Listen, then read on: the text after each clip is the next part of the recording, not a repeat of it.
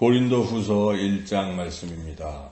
이제 우리가 이번 주는 이 고린도후서와 로마서 말씀을 읽을 텐데, 고린도후서는 전체가 13장으로 되어 있는데 바울이 고린도전서에 이어서 또 쓴 편지입니다. 물론 그 중간에 바울이 다시 한번 또 보낸 편지도 있긴 한데, 이 고린도후서는 이 고린도 교회가 바울에 대해서 어떤 오해를 하고 있었는데 그 부분을 해명하는 그런 편지죠. 그래서 그 오해한 부분은 이제 바울이 사도의 사도권이 좀 그렇다, 이제 이런 것이죠. 그래서 그것은 원래 고린도 교회 성도들은 그렇지 아니했는데 고린도 교회에 들어온 어떤 사람들이 그것을 선동을 해서 바울의 여러 단점들을 열거하고 바울은 사도도 아니다, 뭐 그런 얘기를 한 것이죠. 예를 들면 예수님의 12제자 중에 들어가지도 않는데 바울이 어째서 사도냐부터 시작해서 그런 여러 가지 이야기, 그래서 그로 인해서 교회 성도들이 바울을 오해해서 관계가 좀 껄끄러운 이런 상황에 바울이 그렇지 않다 하는 것을 이제 쓴 것이 고린도후서라고 볼 수가 있습니다. 그래서 고린도후서의 구성을 보면은 이제 앞부분은 이제 머릿말이고, 이제 1장에서 한 7장까지는 그러한 오해되는 부분들을 바울이 해명하고 있는 것이고, 그리고 8장 9장은 이제 그 중요한 일이 예루살렘 교회가 지금 어려움에 처해 있기 때문에 고린도 교회를 중심으로 여러 이쪽 지역에 유럽에 있는 교회들이 도와야 되겠다. 그래서 물질적으로 돕자 해서 연보를 해서 그거를 이제 전달하는 이제 이런 이야기.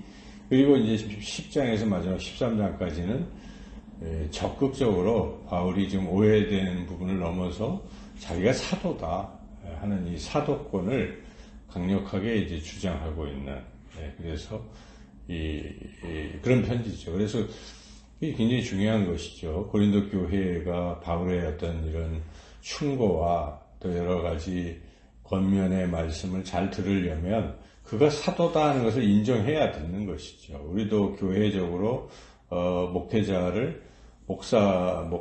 이렇게 인정 안 하고 여기지 않냐면 어떻게 말씀을 듣겠습니까? 그래서 이제 그런 부분이 굉장히 중요하기 때문에 바울은 자기 개인의 문제를 넘어서 이 교회가 제대로 설 수 있게 하기 위해서는 자신의 사도권이 반드시 서야 한다, 이런 생각으로 지금 이 고린도후서를 쓴 것이죠.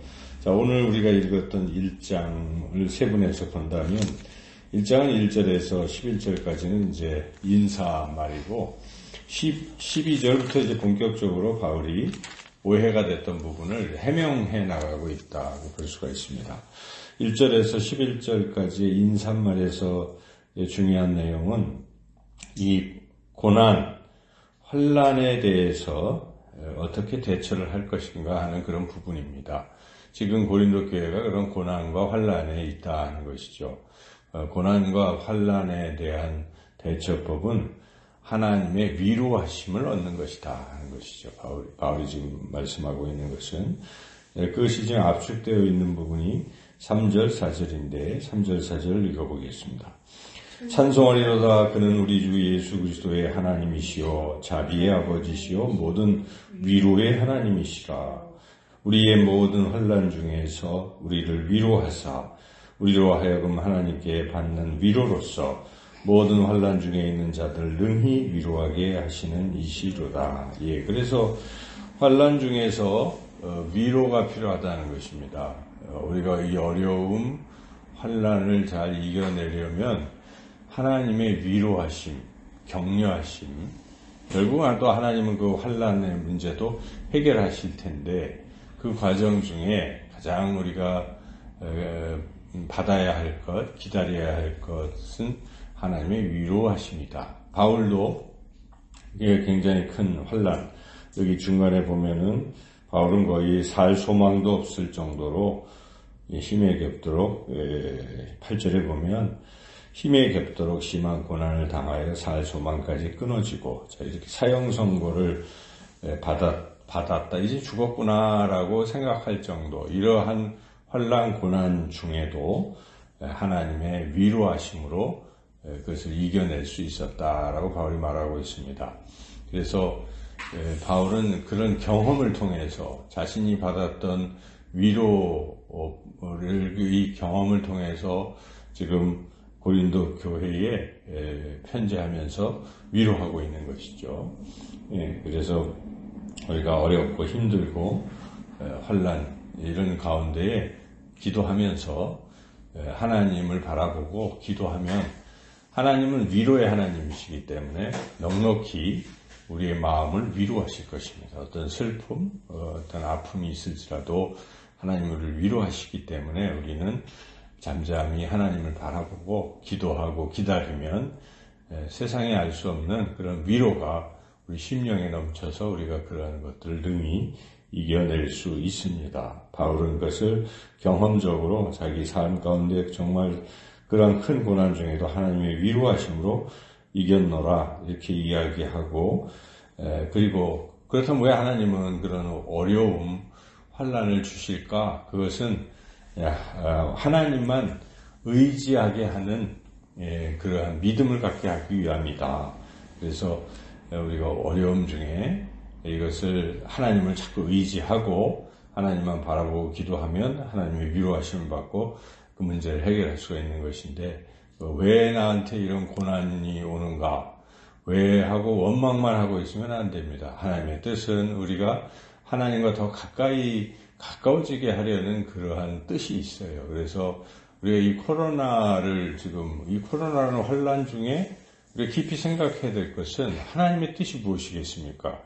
하나님과 더 가까워지고 하나님을 의지하게 하려 하는 것입니다. 다른 세상의 어떤 힘으로도 의학적인 발전, 사람들은 백신을 기다리고 있지만은 그 백신도 누가 만들게 하시겠습니까? 하나님께서 하시는 거예요. 그래서 하나님을 의지하는 것이, 하나님이 역사하시면 이 코로나가 백신 없이도 순식간에 사라질 수 있는 것입니다. 생겼다가 사라지게 하시는 것도 하나님의 섭리 가운데 있기 때문에 우리는 하나님을 바라보고 하나님을 의지해야 된다는 것이죠. 코로나를 핑계로 괜히 더 하나님과 멀어지는 것은 사탄의 전략에 말려드는 것입니다. 마귀가 뜻이 무엇이고, 마귀는 다른 게 아닙니다. 우리에게 때로는 달콤한 것을 주기도 하고 또 어려운 힘든 일을 통해서 하나님과 우리 사이를 갈라놓으려고 하는 게 마귀의 전략이기 때문에 우리는 반대로 움직여야 되는 것이죠. 힘들면 힘들수록 더욱 하나님께 나아오고 하나님을 바라보고 하나님을 의지하면 힘든 것은 다 사라질 수 있다는 것을 우리가 분명히 깨달아야 할 것입니다. 바울은 이렇게 고린도 교회를 사랑하고 그들이 겪는 고난을 어찌하든지 이렇게 해결해 주려고 이 편지를 쓰고 있는 것이고, 그리고 바울은 심지어 자기가 고난을 당했다가 고난을 벗어나게 된 이유도, 그래서 하나님의 위로를 경험케 하신 이유도 이 고난 중에 있는 사람들을 위로하게 하기 위한 하나님의 뜻이다라고 인식을 해요. 그래서 바울은 자기가 위로받는 것도 고린도 교회 성도들을 위로하기 위함이고, 자기가 고난받는 것도 고린도 교회 성도들을 위로하기 위함이라고 그렇게 말하고 있습니다. 그래서 6절에서 그렇게 말하고 있죠. 6절 읽어보겠습니다. 우리가 환난당하는 것도 너희가 위로와 구원을 받게 하려는 것이요, 우리가 위로를 받는 것도 너희가 위로를 받게 하려는 것이니 이 위로가 너희 속에 역사하여 우리가 받는 것 같은 고난을 너희도 견디게 하느니라. 바울의 그 깊은 사랑을 우리가 느낄 수가 있습니다. 저는 이 말씀을 읽으면서 과연 목회자로서 우리가 또 성도로서 다른 성도들의 그 아픔, 고난을 얼마나 생각하고 그들의 고난을 덜어주려고 하나님 앞에 얼마나 간절히 기도하고 또 그들에게 또 따뜻한 말로 위로하고 격려하는 삶을 살고 있는가. 우리 그리스도인, 주님의 참된 제자라면 주님과 같은 마음을 품고 우리 주변에 힘들고 어려운 이웃들을 돌아보고 그들과 함께하고 그들을 격려하고 하나님의 위로의 길을 기도하고 그렇게 나아가야 될 것입니다.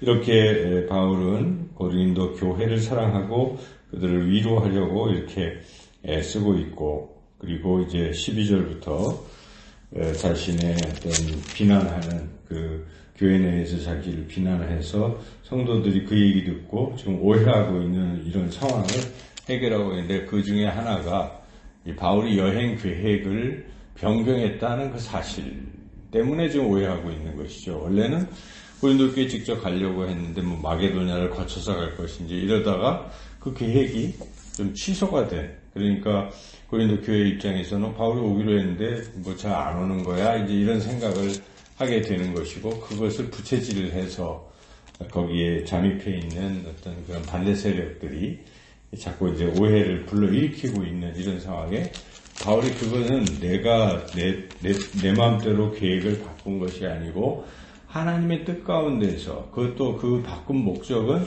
너희들을 위해서, 직접 가면은 뭐 어떤 오해가 생기기 때문에 좀 시간이 필요했던 것이고, 이제 그런 어떤 오해를 좀 푸는 이제 그런 얘기를 이렇게 쭉 1장 12절부터 2장까지 계속 그런 이야기 하고 있는 것이고, 그래서 바울은 중간에 하나님은 항상 바른 것을 말씀하시다. 예면 예고, 아니면 아니라고 하는 것이니까 자기도 거짓말하는 게 절대 지금 아니다, 이 사실이다. 그래서 이제 확실하게 언급하고 있죠. 그래서 바울은 우리가 하나님 앞에 가면 나는 너희들은 나의 자랑거리가 되는 것이고 나는 너희들의 자랑거리가 되는 것인데, 이렇게 하나님 앞에 가기도 전에 미리 서로 자랑이 아니라 비난의 대상이 되고 이래서는 이게 좋은 게 아니다, 이렇게 얘기하지 않습니까? 그래서 여기에 보면은 14절, 24절 읽어보겠습니다. 너희가 우리를 부분적으로 알았으나 우리 주 예수의 날에는 너희가 우리의 자랑이 되고 우리가 너희의 자랑이 되는 그것이라. 그래서 저도 이 말씀을 깊이 묵상하면서 그렇습니다. 우리가 서로 성도들끼리 이분이 하나님 앞에 갔을 때 나의 자랑이 되는 거예요. 내가 그분을 섬기고 사랑한 것, 그래서 하나님이 그분 때문에 나를 칭찬하시는, 또 역으로 또 그분이 나에게 베푼 사랑, 그런 것 때문에 하나님 기뻐하실 것이고, 이렇게 서로 하나님 예수님의 그 재림의 날 마지막 때에 서로의 자랑거리가 되는 것이죠. 제가 신앙생활하면서 이 교회 성도님들을 이렇게 섬긴 것은 하나님은 아실 것입니다.